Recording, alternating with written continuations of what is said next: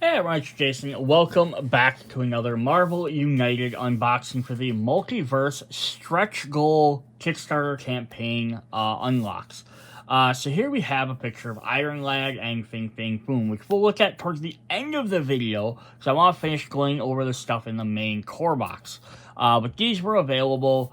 Iron Lad is if you got the basic game, which came with all the stretch goal box we've been going through, as well as the Galactus expansion. You got the free Iron Lad figure, which adds to our Young Avengers set. And if you went all in and you got every set, plus the team decks and all that cool stuff, all the gameplay elements, you got the Fing Fang Foom. So they are technically stretch goals in the sense, kind of, because like you had to... you're going to basically get everything. You're going to get the stretch goal box anyhow. We'll look at those guys at the end, since not everyone that got a stretch goal box necessarily got them. But we do want to look at what is in this stretch goal box set. So the first thing we're going to look through we have more supervillain cards. So the supervillain or superhero ones, if you wanted to play as them, they come in the core set. Lets you actually play as one of the villains. And on the back of the cards, they'll have, if they say supervillain, have a little thing on the back side, which will tell you what tokens the heroes get. Then villains get so many cards, heroes get so many cards, and it just lets you have a little extra thing going on. Each player hero gets one hero card. The villain gets like 4 cards, I think, 3 or 4 cards. But these are brand new ones that weren't in the core sets. So we're going to go ahead and take a look at what new ones we have here, see what extra cool effects we get. So we have, for the supervillain, we have Threatening Dilemma. Trigger, at the end of the villain turn, if there are any heroes in your or an adjacent location, each hero in your and adjacent location may discard 1 card. You gain 1 health for each hero that didn't discard that card. Cool. Deactivating equipment. Trigger, you play a master plan card. Effect, until the next villain's turn, heroes cannot use or recharge their equipment. Tornado Force. Trigger, at the end of the villain's turn, if there are any heroes in your location, move each hero in play 1 location away from your location. Until the next villain turn, each hero must ignore 1 available move on their turn. The Long Shadow. Trigger, you play a master plan card that adds any thugs or civilians to your location. Effect, add those thug civilians to the opposite location than yours, then add 1 civilian or 1 thug to your location. Mental Confusion. Trigger, you play a master plan card that moves you to a location with any heroes. Effect, each hero there must discard 1 of their action tokens. Each hero there that can't must play their next hero card randomly. And then finally we have Extreme Resistance. Trigger, you play a master plan card.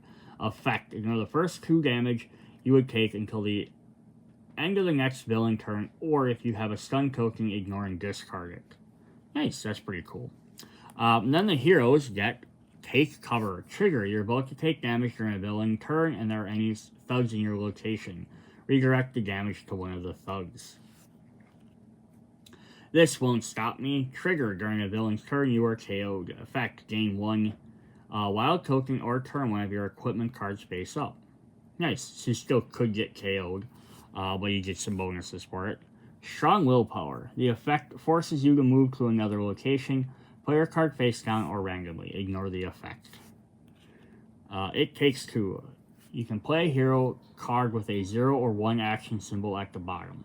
Effect, place 1 of your action tokens at the bottom of that card. It's considered an additional symbol for both you and the next hero. Oh, that's fun. I like that one. Persuasive Speech. Trigger, at the end of the villain's turn, if there are any thug civilians in your location, turn all thugs into civilians or vice versa. And finally, we have Brothers in Arms. Trigger, during your turn, if you're in a location with another hero, effects, discard 1 card and gain 1 heroic token from another hero in your location and draw 1 card. Cool. Alright, so the next thing we have up in here is Multiverse added equipment cards. So what we're going to do is get this little deck of equipment cards that are for all the promo characters.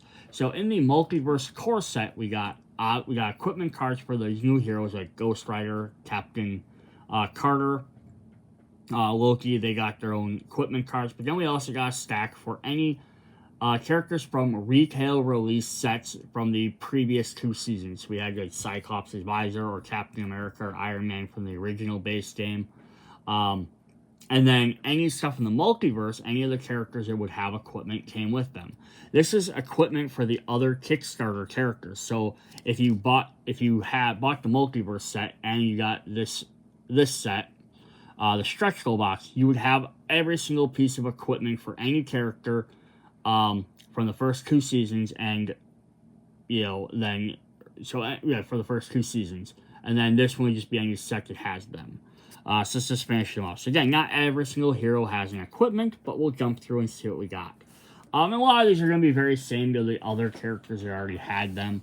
But we have Stormbreaker for Beta Ray Bill from the Thor box set. We use the Kickstarter exclusive in the Tales of Asgard set. Use on your draw card step. Instead of drawing your top of your card, search for Stormbreaker, draw it, shuffle it into your deck, turn this face down. And it says, recharge at your turn if you play a hero with no special effects. The same as Mjolnir, does all those for any of the Thor characters. For War Machine, we have Stealth Field Generator. Use on your turn to move or ignore the first damage you would take on the next building card. Turn this face down. Whoops. Drop these back down. And then recharge at the beginning of your turn. Discard 1 action token to turn this face up. We also get the Deflector Shields. Use on your turn. You can't take any damage until the beginning of your next turn. Turn this face down. And then this one breaks. Exhausted, remove it from the game. We have the Omni Beam. Use at the end of your turn if you didn't attack. Deal unpreventable triple hits against a villain or henchman or location. Then you are KO'd. Turn this face down. So use all your energy to do an extra big attack. And then this card's defeated.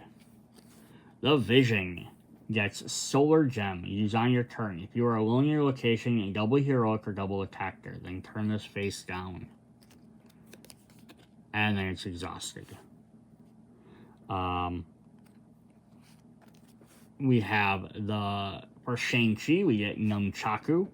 Used during your turn, you may forfeit up to 2 attack actions to gain the same amount of attack tokens, then turn this face down. That's kind of cool, so save them up for later. This has a recharge. At the beginning of your turn, discard 1 heroic to turn this face up.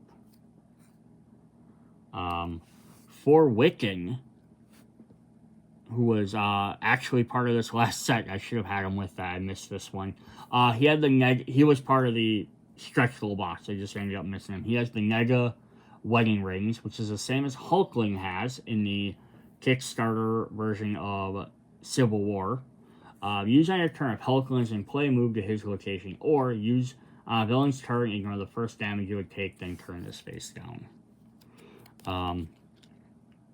It says recharge at the beginning of your turn if you or Hulkling are discard 1 action token to turn this face up. So that's pretty cool. They could have done a better picture of Wiccan's hand instead of Hulkling's hand.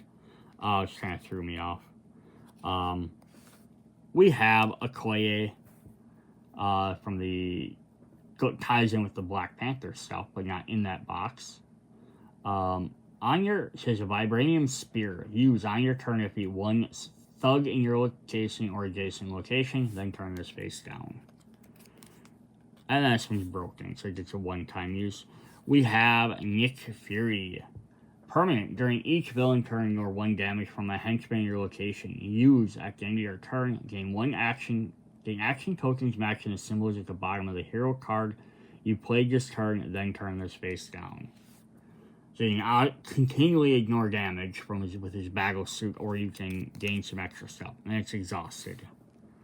We have good old Namor, who has Trident. Says use on your turn, choose 1 move or attack in an adjacent location, or ignore the first damage you would take next villain turn.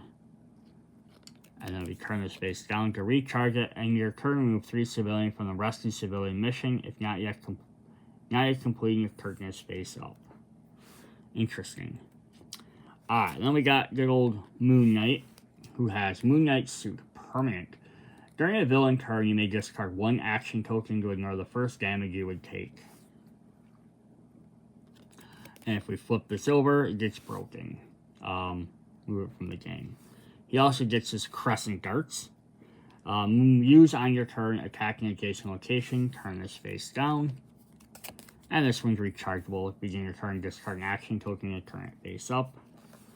Mockingbird gets her Mockingbird's battle staves. Use on your turn, attacking your location, then if you defeated one or more thugs and perform an extra attack. And then turn this face down. And then this has recharge. During your turn, discard 2 move or 1 heroic to turn this face up. Magic. So one of the few X-Men characters that gets an extra card. Says use on your soul sword. Use on your draw card step instead of drawing the top card of your deck. Search for the soul sword, draw it, and then shuffle it. So same as Mjolnir and her Dark Child form was searching for that. Recharge at the end of your turn. If you play a hero with no special effects, turn this face up. Good old Hawkeye is going to get some arrows. It says Trick Arrow Explosive. Use on your turn, attack against 2 different locations in adjacent location. Then turn this face down. And at the beginning of your turn, discard 2 action tokens to turn this face up. He has 4 arrows, which are all going to have that exact same effect, so I'm not going to flip them all over. Pin Particles, use on your turn. Attach a stun token to a henchman in an adjacent location. Next villain turn, their BAM is cancelled, and this token is discard. Turn this face down. Trick Arrow Smoke Bomb.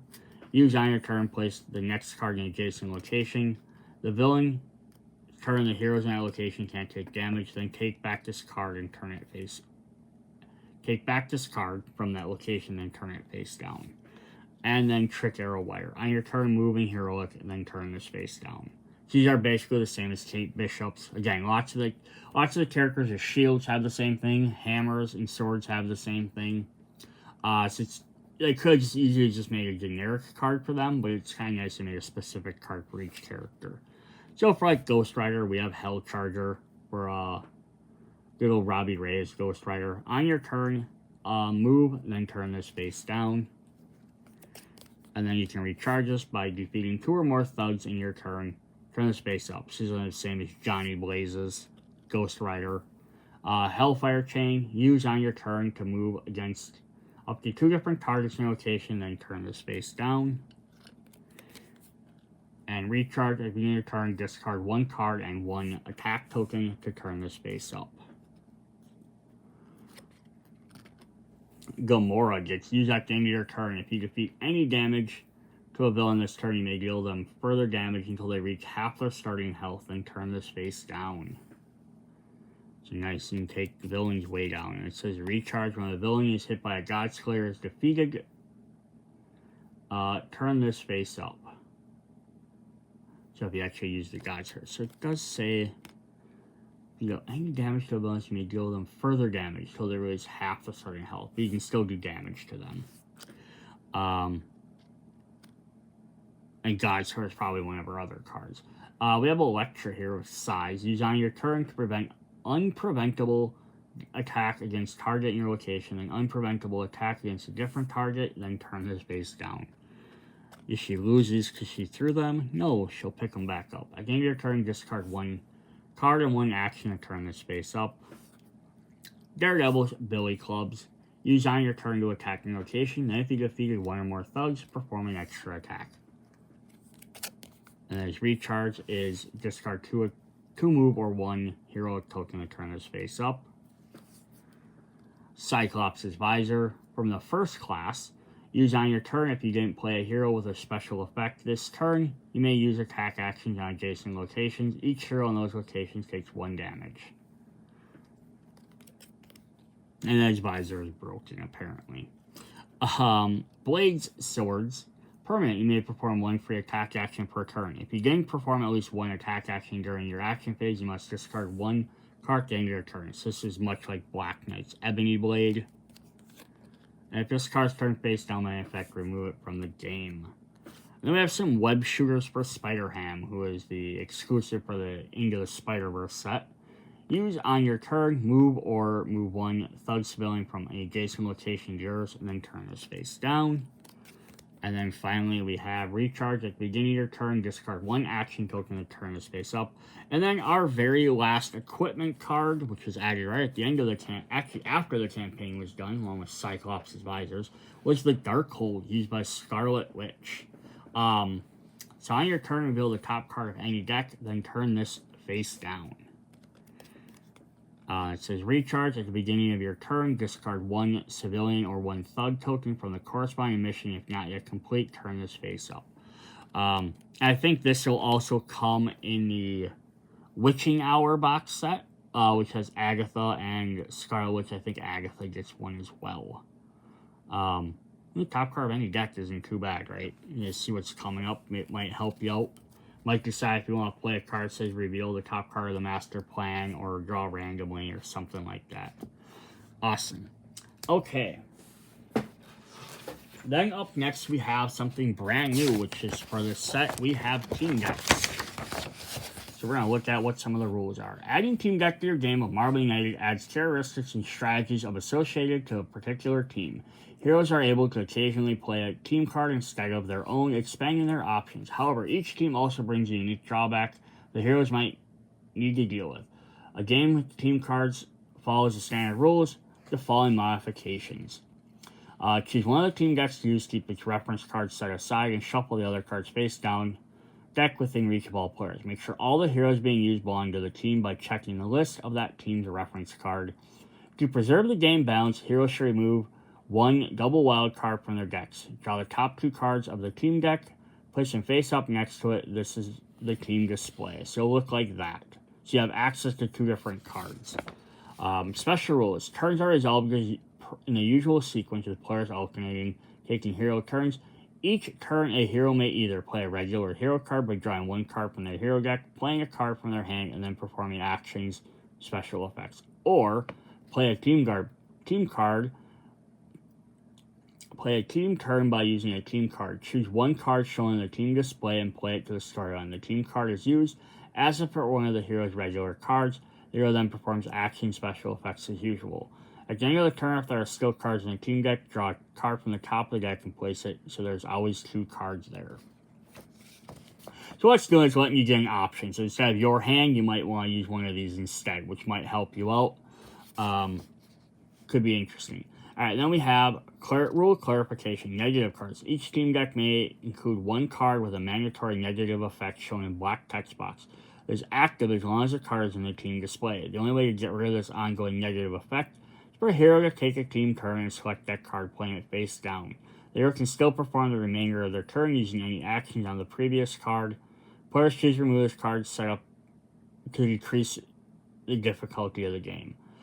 So basically each deck should have a negative card, so basically as long as it's out, it's going to make the game a little bit harder for you, but then so someone has to sacrifice one of their turns to play that card. But if you want to make the game a little bit easier, just take that card out. Heroes do not lose a game if there are no cards in the team deck. If an effect forces a hero to play their next turn randomly, they cannot take a team turn. They must play regular heroes and from their hand. Cards in a team display are not considered part of the storyline, can't be turned face down, swapped, manipulated in any way other than playing them. Once played, team cards are not considered belonging to any hero, so ignored by anything that force a hero to turn their earliest or latest card face down, or effects that belong to another hero, such as Rogue's Absorption. However, they're still considered hero cards, so if a villain effect would affect hero cards, they'll affect them as well. Resolving ambiguities in the face of the villain. So if you're not sure, whatever works better for the bad guys. Team cards on a storyline can't be swapped with hero cards in players' hands and affects villain swapping. Some team cards have 2 symbols at the bottom, either of which can be chosen when played in a storyline. So some might have, if it has heroic or attack, you choose which one you're going to use. A hero that plays such cards choose only one of the symbols during their turn. The following hero has the same choice, using either symbol, because they only have 1 symbol for game effects. However, if 1 symbol is cancelled, for example by a crisis token, the following hero must still use the other symbol. In case the symbol at the bottom of the hero cards are relevant for game effects, these cards choose which of the 2 symbols should take turns. And there's a couple other. Sword Bearers are Krakoa has the special rules. Just kind of saying you can use multiple different characters. Then compatibility with them really quick. When using team decks, a special modes follow this rule. Team versus team. Each team must choose their own team, though each team can independently choose whether they want to use a team deck or not. Special effects played on teams refer to heroes or other heroes, only refers to your team. Player versus player, each team must choose their own team deck. Supervillain, heroes do not get the usual starting action tokens during the setup, so that's kind of the handicap there. And Commander Solo Mode team decks cannot be used in this mode. So that's basically how those work. So these are, we're going to drop one up here quick. We have Shield. So, yeah, these are kind of neat little extra things to do. Now, the big question is always going to be, so all of these ones from this set use, have enough cards in the stretch goals to be able to play them. There are also 2 other boxes of team decks, which I will do in other videos, which will have stuff for retail sets, and then one for promo sets from previous games. There are also going to be characters listed on some of these cards that might not be in this set, or you might not have. So the big question always comes about this is, what if I don't have enough characters to use this, or I don't want to use all those characters? Can I still use these? It's your game. You're not playing in a tournament. You do whatever you want to do. No one's going to come by and slap you on the hand and tell you you can't do that. The idea is that these cards are supposed to kind of synergize with these characters, but also keep in mind that they were designed in year 3, so cards in year 1 weren't necessarily planned, or year 2 weren't planned to work with these. So the synergy may or may not work very well. I mean, granted, they tried to make some of like the similar type characters, like Spider characters kind of work similar, and X-Men characters work kind of the same, but it doesn't mean they're going to 100% theme, because they weren't all designed at the same time. But yeah, so you could technically mix these in with any other ones. There is actually a deck in the retail box set that is meant for using any heroes. It's more of a generic deck. But we're going to go over these and take a look at what are all in there. So we're going to start with Shield here. So Shield has team members are Agent Venom, Black Widow, Captain America, Sam Wilson, Captain Carter, Falcon, Maria Hill, Mirage from the X-Men, which I love that they included her. Mockingbird, Nick Fury Sr., so the black and white one, Quake, Songbird, Spider-Woman, U.S. Agent, War Machine, and White Widow. Now, you could sit here and also argue other characters have been members of S.H.I.E.L.D. at other point. Well, Wolverine's maybe been part of it or been adjacent to it, or this person. Again, could you argue I want to include these other characters in here because I think they have been? That's entirely up to you. Alright, what do we have here? We have Helicarriers. Each hero may immediately move to a location adjacent to them. As an attack, we have one with Heroic. We have Medical Teams. Each hero in your location may draw 1 card if they have less than 3 in hand. Shield Operatives. Attack in each location with at least 1 civilian. Field Training. Until the next turn, heroes may use action tokens as wilds. And then their negative card is Political Ties. As long as this card is on the team display, heroes can't choose cards from the team display other than this one. So that one's not as bad. It just kind of ties you into being stuck to use it, regardless. But it doesn't otherwise negatively hurt you. So that's not too bad. Alright, then we have Red Hulk's Thunderbolts. So this is kind of fun. So this has Agent Venom, Deadpool, Deadpool X-Force version, Elektra, Ghost Rider, Johnny Blaze, Punisher, and Red Hulk. Now it's also, if they ever go to Season 4, they'll have to add possibly more characters to this, some of these lists, but that's a different story. So we have Extreme Violence. Deal 1 additional damage to each henchman you damage this turn. Untearing Mercenaries. Perform attack actions equal to the number of other heroes in your location. If at least 1 thug is defeated, this effect gain a wild token. We have 2 copies of Trained Professionals. Perform attack actions equal to the number of other heroes in your location. The Battle Van. This turn you may treat both move and heroic as attacks. And then their negative one is Constant Infighting. As long as this card is face up in the team display at the end of their turn, heroes must flip the card they played that turn face down. So they don't, the next person doesn't get to use their ability. So yeah, this might be one you want to get rid of right away. Alright. Our next one, we have the Midnight Suns. So you got some monstery characters. We have Blade, Darkchild, Doctor Strange, Elsa Bloodstone, Ghost Rider, Iron Fist, Man-Thing, Moon Knight, Morbius, Werewolf by Night, and Wong. Awesome. We have Mystical Teleportation. Move all heroes to any single location. Hell Cycles. Move each hero may move to any location of their choice. Mystical Countermeasures. Wild in each location with one or more heroes. Wild Hunt. Attack in each location with one or more heroes.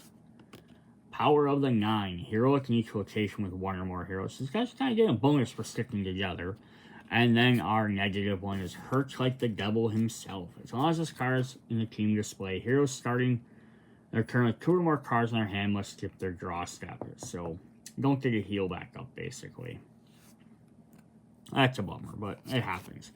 We have our Starjammers, who of course were brand new to the all in the exclusive box here.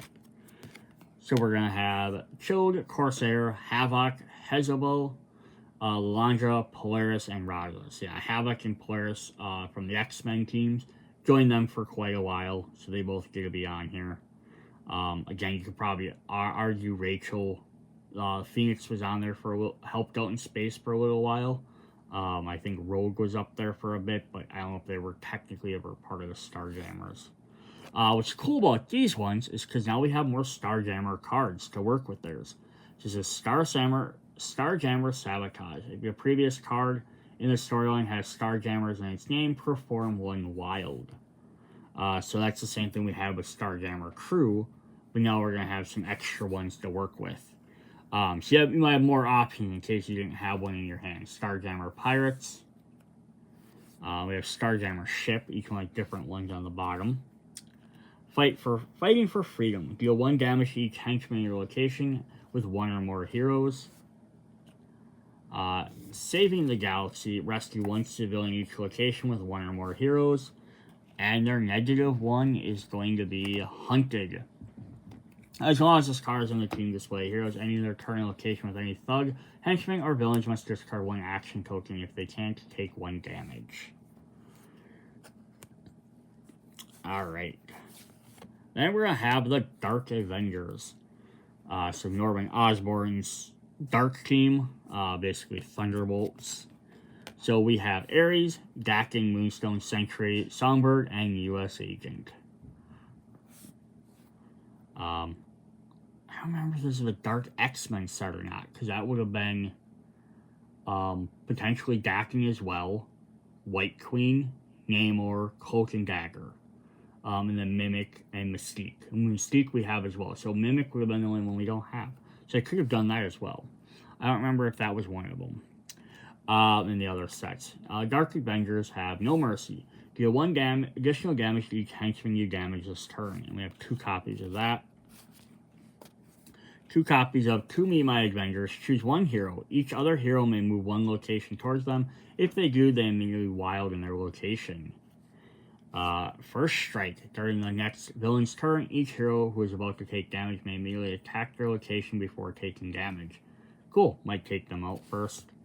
And then we have Collateral Damage. As long as this card is in a team display, each time a hero deals 1 or more damage to a thug, henchman, or villain, they must discard 1 civilian in the location.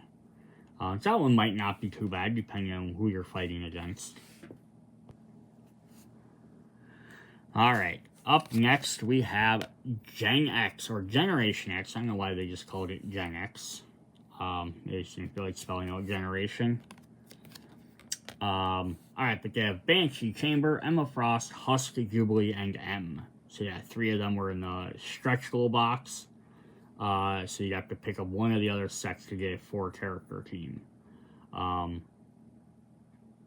Jubilee and Banshee, I think, were in different X-Men boxes. I think one's in blue, one's in gold.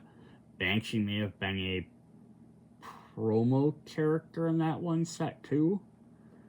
So interesting. Alright, we have a new generation. As long as this card is spaced up with a storyline, each time a hero performs 2 or more heroic or attack actions in a single turn, at the end of the turn they gain a corresponding action token. So you can hang out tokens, which are nice. Teen Angst. Another hero may discard 1 action token to draw cards until they have 3 in their hand. We get 1 with heroic and 1 with attack. We have 2 copies of Gateway Take Us There. They use Gateway as a teleporter, which is really cool. Choose a location. All heroes there may move to any other single location. And, oh, that is a fun one. Hunted by M-Plate. As long as it's in a display, when a hero plays a hero card with a special effect, they take 1 damage at the end of their turn. M-Plate is, which I will hopefully get him as a villain too. It's M's brother, or Monet's brother, who has the ability to siphon off mutant energy, and then if he siphons their energy or life force, he gets to use their powers as well. So it's kind of like an energy vampire. Cool. Then we have the Young Avengers. We have another kid team. Just kind of mentioned there. So we have American Chavez, Hulkling, Iron Lad, Kate Bishop, Kid Loki, Patriot, Speed, Stature, and Wiccan. So yeah, Hulkling was in the Civil War box. Iron Lad's part of the All-In set. American Chavez was in the original promo box. Kate Bishop is in Civil War as well, but she's regular in there. All the rest of these were part of the stretch goals. So some of these, again, right with just the stretch goal box, you can play some of these teams right out of the box. Some you're going to definitely need more characters or another box, like the Shield. Pick up the Secret Invasion. You can definitely play that one. Some we're going to need other sets. But yeah, let's who's all in here. We have recruiting techniques. You may turn up to 3 face down hero cards in the storyline face up. She also plays the cello. Attach a stun token to a villain or henchman in a location opposite yours next villain. Turn, their BAM is cancelled and their token is discarded. 2 copies of the Children's Crusade, which is the name of the story when they were hunting down Wanda. During the same location, heroes in the same location may freely exchange action tokens between them. Each location, a hero that gave 1 or receive your token gains a wild token as well. That's pretty cool. I am so much happier now. Each hero that is KO'd during the next villain's turn gains 1 wild token. And their negative effect is parental control needed. As long as this card is in the team display, heroes are moved back to the hero's starting location at the end of the resolve action step.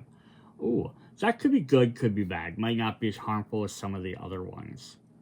Alright, then the last one we have actually plays a little bit different. We have the Sword Bearers or Krakoa. So this is during a special storyline in the X-Men series where they had 10 different swords on their team they had to pick up and they had to go into the trial of combat. So not every single character was available because they don't have all of them. But the ones we do have were Apocalypse, Cable, Captain Britain, Betsy Bradrock, Cypher, Magic or Darkchild, Storm or Storm with the Mohawk, and then Wolverine, Logan, or Weapon X. And I think the rules just said you can't use both of them.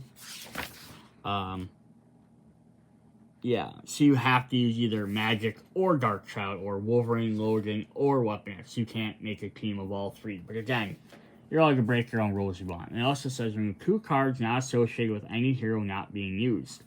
So this one, actually, because each card is specific to the heroes closest. So we have 1, 2, 3, 4, 5, 6. So there's 8 cards.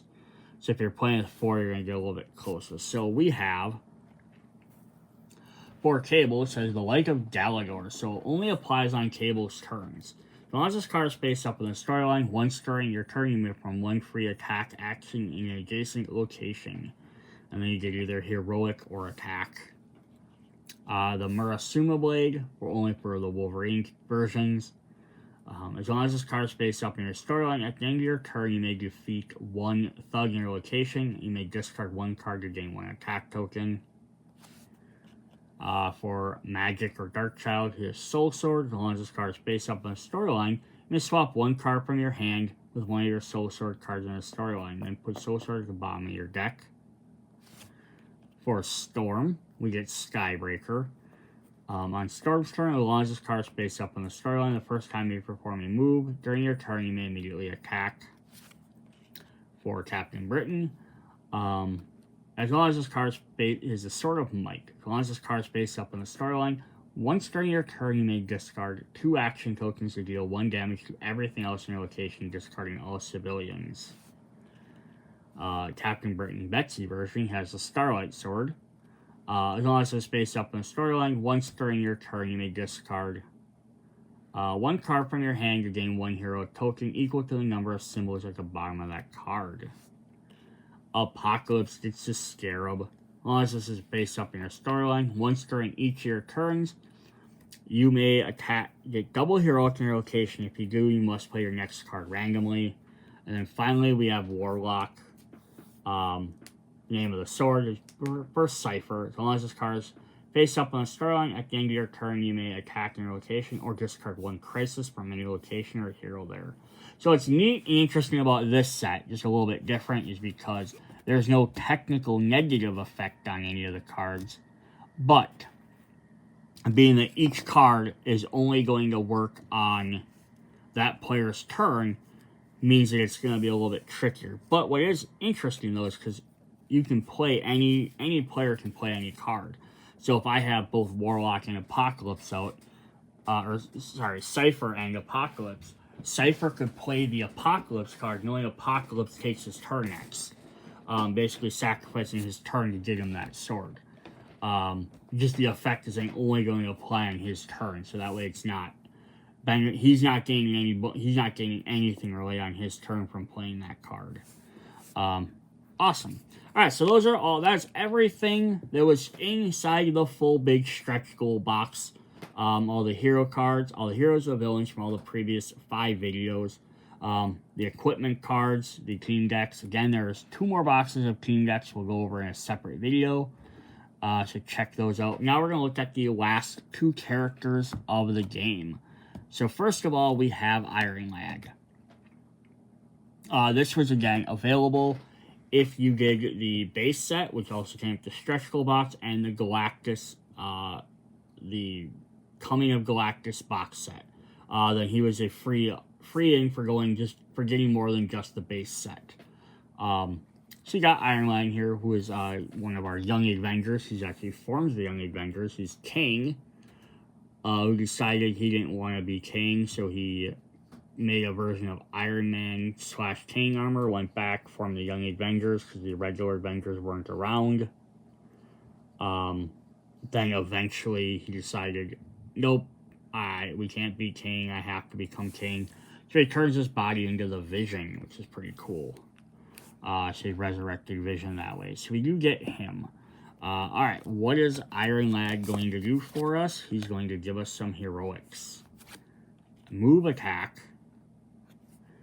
There's a ship there. That's kind of cool. Move heroic. Wild and double wild.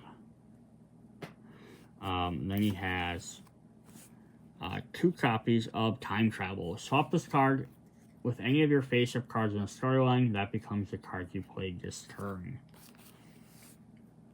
2 copies of the Time Ship. Move, then do a wild. He's got Time Lord. You may discard 1 card or 1 action token to flip 1 or 2 cards in the storyline. And that's kind of fun too, because you can flip them face up. So a used card, you want to get it back. Or you could turn one of the villain's cards face down, which could really mess with some of them that have like things that do things. That could be crazy. Energy Blast, gain double attack against a single target in a location. And then Concussive Bolts as double attack in an adjacent location. I was kind of hoping like one only had like 1 blast, so it'd be kind of neat. Yeah, that's pretty cool. So it's pretty neat just to play around with stuff. And then he also has Neurokinetic Armor, so he has an equipment card. It says use on your turn. Till the beginning of your next turn, you cannot take any damage for each damage you would take attacking your location. Cool. So you're going to spread his armor and then turn this face down. Face down, it says recharge at the beginning of your turn. Discard 2 action tokens to turn this card face up. Nice. Alright, then the last thing we have to show off in this video is our big villain that we got for the set. We're going to drop him over there.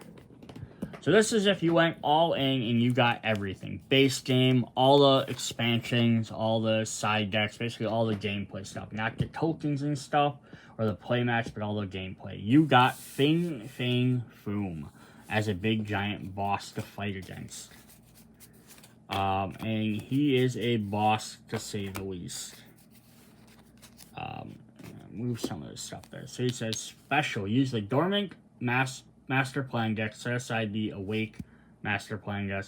The Valley of the Sleeping Dragon must be used in the villain's starting location. If you're playing as a super villain, when the villain becomes under pressure, they must discard any dormant master plan cards they have in hand and immediately draw the same number of awakened cards. So he's going to have a couple of things here. First of all, we're going to have a new location. So he has a special location, Valley of the Sleeping Dragon. End of turn, you may discard one card from your hand to the bottom of your deck, and turn one civilian here into plug into a civilian and delay the villain by one card. So cool. So basically, put him back to sleep. And look on the back, it'll just say Multiverse back there. But we get a brand new location, which is always fun to have more locations. Alright, so if we look at his card here, he says 7, 9, or 11 health. Special rules, Waking the Dragon. When Fing Fang Boom becomes under pressure, replace the dormant master plan deck with the awake master plan deck. So he gets, instead of his normal 12 cards, he has 2 6-card decks. 2, 3, 4, 5, yeah. 1, 2, 3, 4, 5, 6, yeah. So he gets 6 of each instead of a full 12-card deck. When a hero is KO'd, Fing Fang Boom doesn't activate his BAM. Instead, draw a master plan card and add it face down to the storyline. BAM! Deal 2 damage to one hero in Fing Fang Boom's location, then deal 1 damage to a different hero in Fing Fang Boom's location, and 1 hero in each adjacent location. Overflow. Can't be added. Draw a master plan card, add it face down to the storyline. Villainous plot. The heroes who lose a Fing Fang Boom must draw a master plan card from the dormant deck, but it is empty. So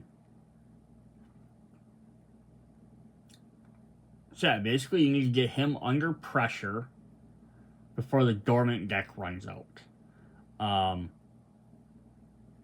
So yeah, interesting. So we'll take a look to see what that does. First of all, let's look at his quote-unquote miniature.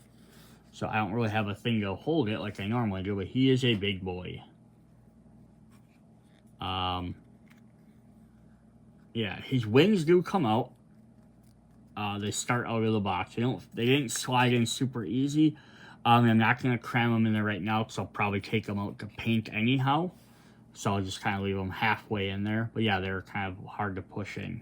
That is big old Fing Fang Foom, and there he is next to Iron Lad, so you can kind of get size scale. So yeah, he's definitely a huge guy. And then like next to a card, he's pretty big. So that's pretty awesome. We got an extra big villain to fight there. So we're gonna look at his threat cards quick because we're still gonna have threat cards regardless. We're gonna drop this back down then. So he has shape-shifting. It says, well, in this location, Fing Fang Boom cannot take any damage as long as there are civilians here. And I think all 3 of them should be the same. Yep. And he also has 3 copies of Superhuman Durability. Well, in this location, Fing Fang Boom ignores 1 damage each hero turn. Awesome. So he's got that. Alright. Then we have his dormant deck. So he's going to start with these cards. And what are they going to do? He's got 3 copies of Molecular Invasion. So he doesn't move at all. Add 1 civilian or 1 thug to each location except for Fing Fang Booms. And then his other 3 are frightened civilians, which will say add 1 civilian to each location except for Fing Fang Booms. So basically what that wants to do is he's going to each turn to play 1, and if he ever overflows anything, by doing these, he's going to end up add another card to there, and his dormant deck might run out. So basically you need to do is defeat all the all the thugs, civilians, or clear all the threats before he plays 6 cards or overflows less than that. So it's kind of a time challenge, which is interesting. Then he has his Awaken deck, and then he plays, now he's actually coming for you. And there we're going to have 3 copies of move counterclockwise to the next location with the hero with the most cards in their hand. Bam, he's going to play a guy at each location. I guess there are different ones in there. So it's a 1 and a 2, 1 and a 2 that way, or 1 and all 3. This is the same idea for his civilians. This is clockwise to the next location, hero with most cards in their hand. So he's pretty straightforward other than that. He's just going to go ahead and keep attacking. Alright, so that's pretty cool, but that's not all. That would be awesome if that was it. Just a big giant villain that you have to quickly beat, and then when you're there, you still have limited time. You only have 6 turns, and you can still play extra cards. We have a challenge card. So what's the challenge card do? It says, Fing Fang Boom Challenge. Setup. Replace one of the villain's threats with a Fing Fang Boom threat, dormant side up. Dormant. If a hero or villain card ends their turn in a location with a Fing Fang Boom threat, or an adjacent one, add 1 crisis token to that threat. Await. As he moves around, heroes must target Fing Fang Boom's card piece, not his threat game piece, not his threat card. When Fing Fang Boom is defeated, remove both his game piece and threat card from the game. So what this does is it allows you to basically bring Fing Fang Boom into any other mode. Which is pretty crazy, right? So let's take a look at some of those rules here. Can be added as a henchman when facing any villain. During setup, before placing the threats in the location, randomly place one of his with Fing Fang Boom. Side replace as 1. Some effects might bring it back into play when there's a location without a threat. Important, make sure the replaced threat is not one mentioned on the villain dashboard. When threats are placed in the locations, place this threat dormant side up. If the villain has one of 6 threats, make sure that Fing Fang Boom is among the ones initially used. Well and dormant. It says whenever a hero or villain ends their turns, either in a location with dormant Fing Fang Boom threat or a location adjacent to it, 1 crisis to the threat card. There are 3 crisis tokens on there. Remove all tokens. Flip the card. Place his game piece on the location. While Fing Fang Boom's dormant, he can't be targeted by any effect. So there's his dormant one. So basically, when 3 crises get put on him, you place him in the game and you flip this card over. It does say if a hero or villain in your location on that card or adjacent when they add 1. So basically, they get close to him, they're going to wake him up. And if they wake him up on this side, he has 5 health. Deal 2 damage to 1 hero in this location and 1 damage to 1 hero in each adjacent location. If no heroes were damaged by Fing Fang Boom this turn, move his game piece clockwise to the next location by any hero.